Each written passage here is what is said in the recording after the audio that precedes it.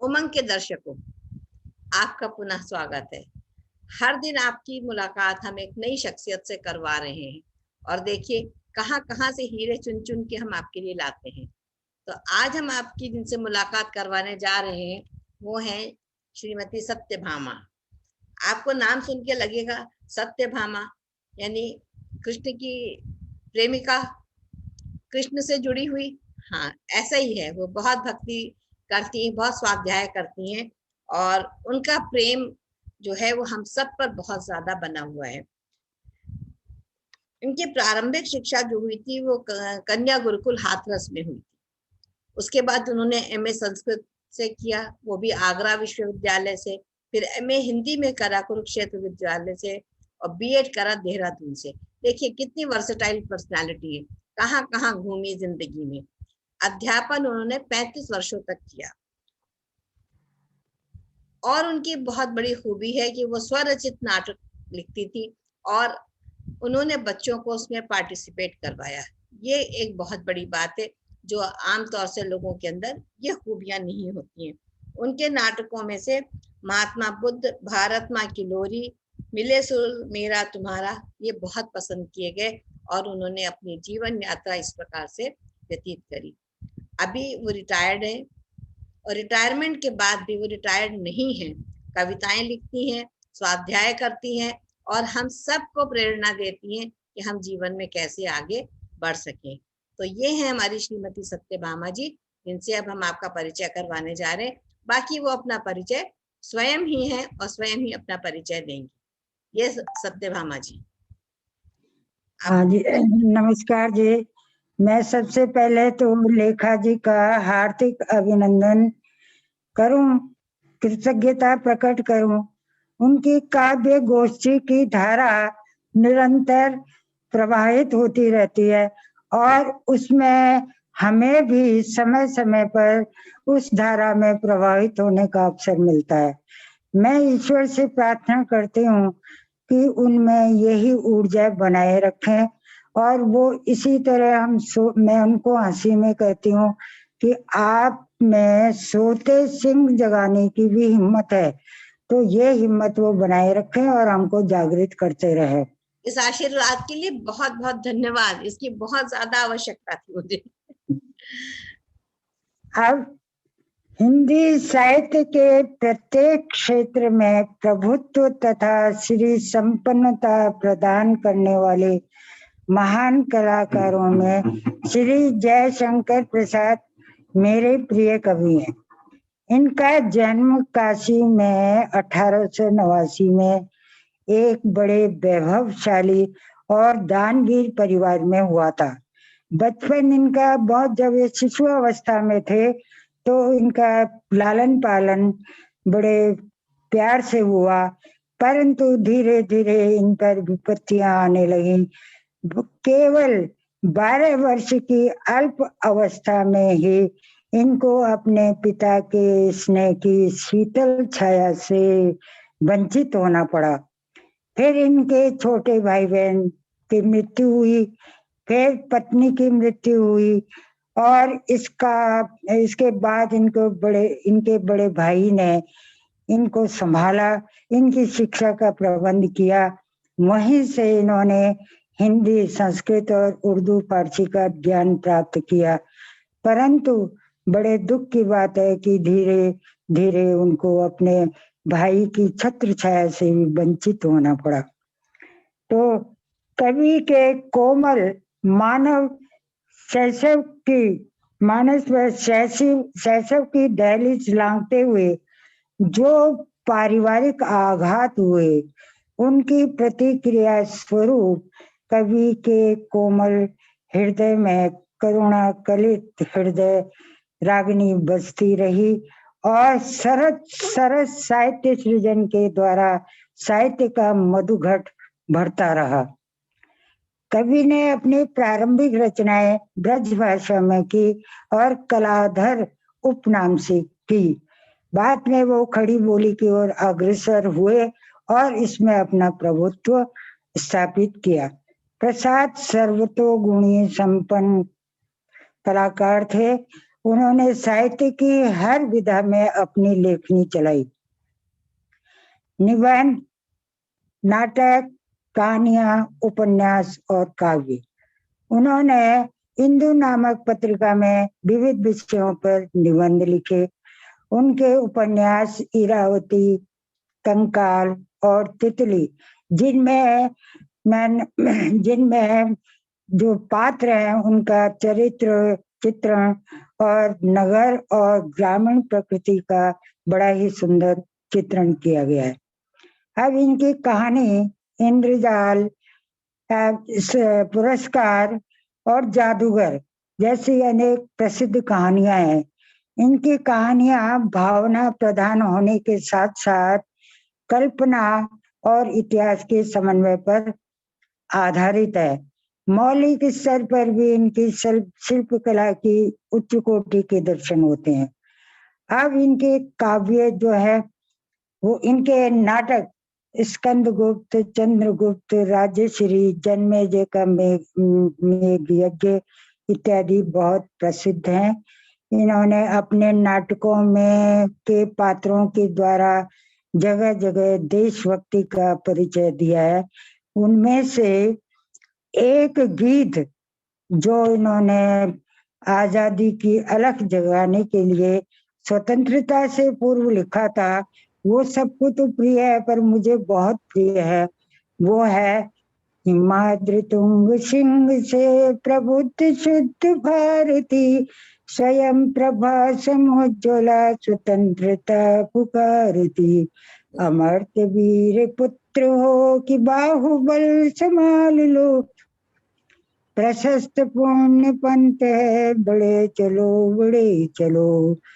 अब इनके नाटक इस तरह से बड़े ही हृदय स्पर्शी, मर्मस्पर्शी और बड़ी उत्तेजना पूर्ण है। अब इनके कानन कुसुम और महाराणा का महत्व, झरना, आंसू और लहर और कामायनी, ये तो है इनकी रचनाएं। और उत्तरोत्तर इनमें इनकी विचारधारा में प्रगति होती गई।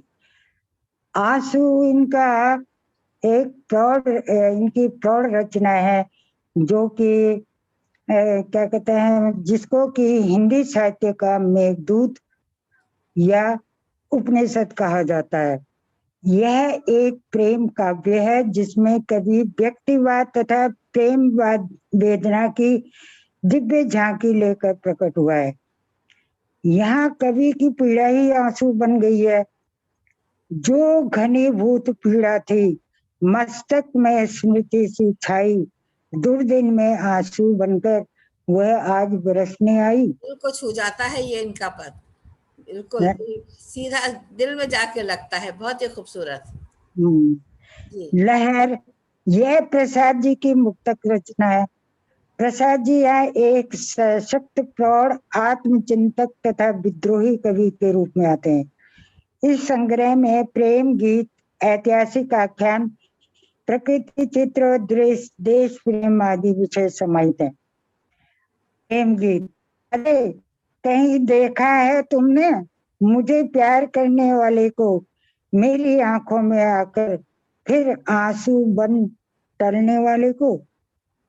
और प्रकृति का इतना सुंदर चित्रण, बीती विभावरी जागरी, अंबर पनघट पर डुबो रही तारा घट उषा नागरी। क्या बात है। लो ये लतिका, खग कुल कुल कुल सा बोल रहा, किसलय का आंचल डोल रहा। लो ये लतिका भी भर लाई, मधुर मुकुल रस गागरी। अधरों पर राग अमंद पिए, अलकों में मलयज बंद किए। तू अब तक सोई है आली, आंखों में भरे बिहागरी। जागरी बहुत कहाँ आपने पहुंचा दिया, बिल्कुल हृदय को बिल्कुल छू गई चीजें। बहुत दिन से इनसे हम छूटे हुए थे, भटके हुए थे। इनकी याद आपने ऐसी दिलाई है कि जो ये इनके कुछ रचनाएं हैं जो मेरे ख्याल से हर प्रसाद जो भी इनके प्रेमी है सबके दिल में बसी होंगी ये पंक्तियां। वे भूल नहीं आप तो अधिक ही काव्य प्रेमी हैं। सकते। और देश प्रेम, हिमालय के आंगन में उसे प्रथम किरणों का दे उपहार। अब आते हैं छायावाद और कामायनी। छायावाद का क्या अर्थ है? आत्म अभिव्यक्ति का वह ढंग जिसके अनुसार सौंदर्य में प्रकृति की कल्पना करके ध्वनि, लक्षण आदि के द्वारा उसके संबंध में अपनी अनुभूति प्रकट करना। और कवि का जो ये महाकाव्य है वो छायावादी है। और प्रसाद को छायावाद का ब्रह्मा कहा जाता है। तो कामायनी में 15 सर्ग है। मनु इसके नायक है और श्रद्धा नायिका है ना। मनु मन के प्रतीक है, श्रद्धा जो है वो हृदय की प्रतीक है, ईड़ा बुद्धि की प्रतीक है, पुरोहित ये आकुली वगैरह जो है वो आसुरी प्रवृत्तियों के प्रतीक है। तो मनु के मन में एकांत के कारण जिन मानसिक वृत्तियों का उदय होता है उसका मनोवैज्ञानिक विश्लेषण मन के रहस्यों का उद्घाटन करता चलता है। चित्त वृत्तियों का कथानक के पात्र के रूप में अवतरण इस काव्य की अन्यतम विशेषता है। इस दृष्टि से लज्जा, श्रद्धा, ईड़ा का मानव रूप में अवतरण हिंदी साहित्य की अनुपम निधि है। नारी के प्रति दृष्टिकोण।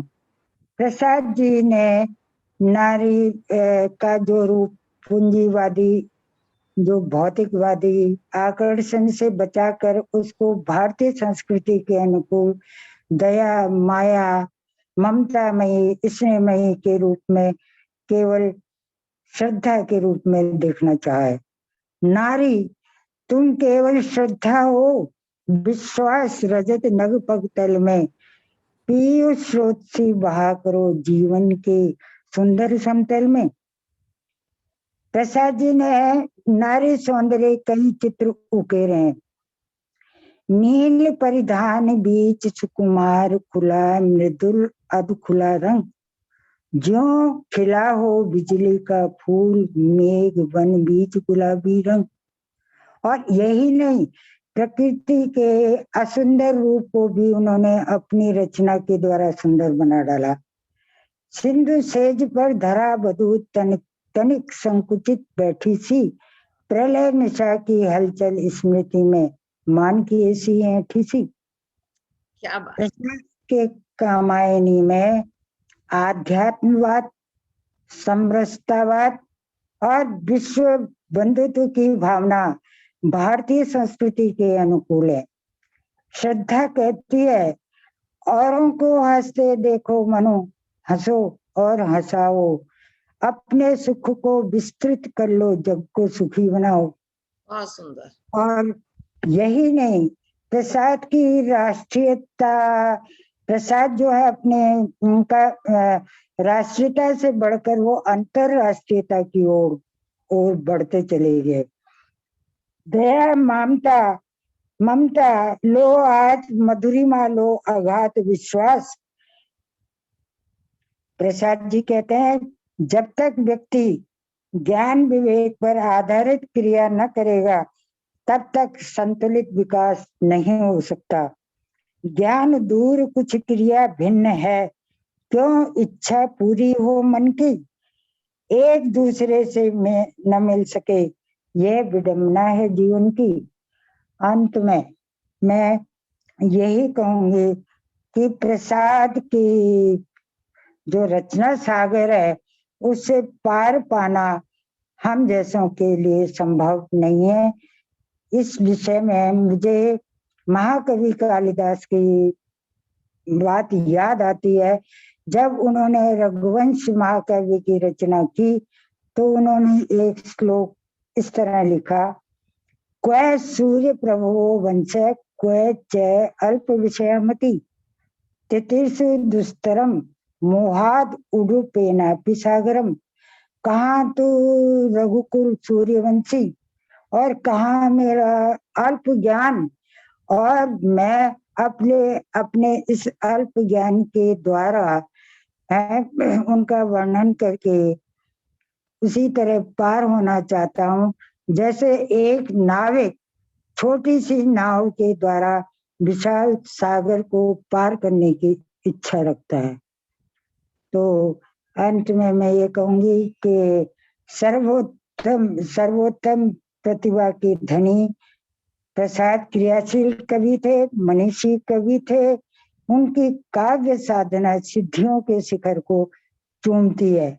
अंत में मैं यही कहूंगी, ये शाम नहीं, आप अंत में कहीं, उसके पहले हम आपसे कुछ कहना चाहते हैं। आपने जिस तरह से प्रसाद जी का ज्ञान दिया, ऐसा मन करता है कि आपकी कक्षा में आकर के हम बैठे और आपके मुखारविंद से हम केवल प्रसाद जी की प्रशंसा सुनते रहे। इतना सुंदर आपने उनका वर्णन किया है कि ऐसा ही लगने लगा कि दोबारा हम एमए की कक्षा में बैठे और कोई हमारी सुंदर सी अध्यापिका हमको प्रसाद के बारे में ज्ञान दे रही है।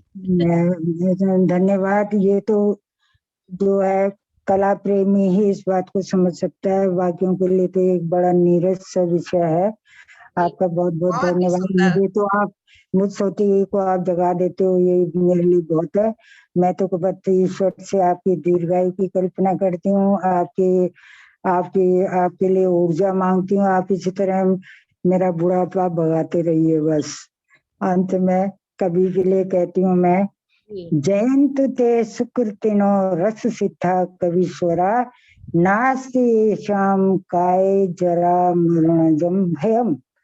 अरे उन कवियों का जिन्होंने अपनी कला से अपनी भावनाओं को सुंदर रूप में व्यक्त किया है, जो सभी के लिए माननीय और सर्वगुण संपन्न है, उनके यश रूपी शरीर में कभी वृद्धावस्था और मृत्यु का भय नहीं होता। इन्हीं शब्दों के साथ धन्यवाद। और हम आपकी भी तो रचना एक छोटी सी सुनना चाहेंगे, आप नहीं सुनाएंगी? समय है तो सुनो। बिल्कुल है, समय है। आपको रचना तो आपके, इतना ज्ञान आपके पास भरा हुआ है, उससे हम वंचित कैसे रह जाएं? ये नहीं हो सकता है।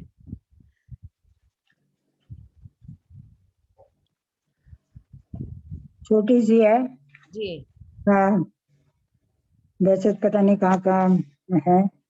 लक्ष्य कविता एक बार आपने काव्य गोष्ठी में विषय दिया था, तो वही अभी मेरे पास है। नर नहीं निरे नर पशु है, लक्ष्य विहीन जीवन जीने वाले, अमर हुए विश्व कल्याण कर जीवन सार्थक बनाने वाले। नर नहीं निरे नर पशु है, लक्ष्य विहीन जीवन जीने वाले, हुए योद्धा विजयी होने का लक्ष्य लेकर संग्राम में प्राणों की आहुति देने वाले, हुए ऐसे कवि लेखक अपनी लेखनी से मानव की सुप्त चेतना जगाने वाले। नर नहीं निरे नर पशु है, लक्ष्य विहीन जीवन जीने वाले। बड़े बड़े वैज्ञानिक हुए, नवीन आविष्कारों से भौतिक सुख देने वाले, थे त्यागी तपस्वी संत महात्मा भटके मानव को सत्य का मार्ग दिखाने वाले, हुए ऐसे सच्चे शिक्षक अज्ञानतम को ज्ञान रवि से आलोक देने वाले। नर नहीं निरे नर पशु है, लक्ष्य विहीन जीवन जीने वाले। ऐसे कितने ही महापुरुष हुए, लक्ष्य प्राप्ति के पथ पर चलने वाले, सामने उनके कभी बर्फानी पहाड़, कभी गहरे नदी नाले, हुआ लथपथ लहू से उनका तन, थे पड़े पांव छाले, फिर भी पीछे न हटे सत्य के वो मस्त मत वाले। मंजिल भूल रुके नहीं, हार मान झुके नहीं, लक्ष्य पाने वाले, कभी न पराजित हुए, लक्ष्य का स्वप्न आंखों में समाने वाले। चल पड़े दुर्गम पथ पर, पैरों में उमड़े संकल्प का अभियान पूरा करने वाले। डर गई मौत उनसे, चूम गई लक्ष्य सिद्धि स्वयं उनके चरण। आओ प्रेरणा लें ऐसे महापुरुषों से, करें नित्य उनको नमन बंदन। बहुत सुंदर। तो उमंग के दर्शकों, देखिए एक इतना अच्छा ये मंच बन गया है कि कितना ज्ञान हमको लोगों से मिल रहा है, और इस ज्ञान को बटोरिए। हम आपको बार बार नए नए लोगों से आपका परिचय करवा रहे हैं, और चाहते हैं कि आप साहित्य के साथ जुड़ें, कविताओं से जुड़ें, अपने पुराने कवियों से नए कवियों के साथ अपना संबंध बनाएं, और फिर देखिए कि जीवन कितना सरस हो जाता है।